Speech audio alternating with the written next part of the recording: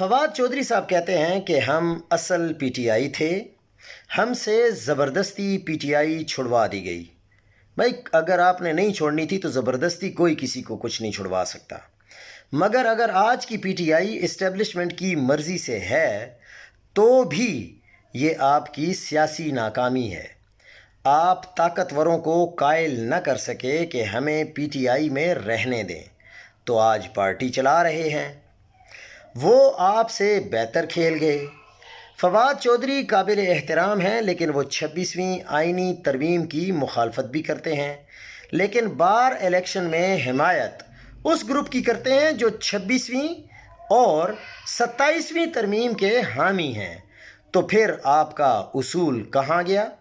یہ غلط بات کر رہے ہیں کہ ابھی کی جو پی ٹی آئی ہے وہ اسٹیبلشمنٹ کی ہے، لیکن جب ہم لوگ پی ٹی آئی میں تھے تو وہ اسٹیبلشمنٹ کے نہیں تھے۔ تو کیا آپ کو جس نے زبردستی پی ٹی آئی سے نکلوایا ہے، کیا وہ اسٹیبلشمنٹ نہیں تھی؟ اس وقت آپ انکار کر دیتے تو آج آپ اسٹیبلشمنٹ کے ساتھ ہوتے۔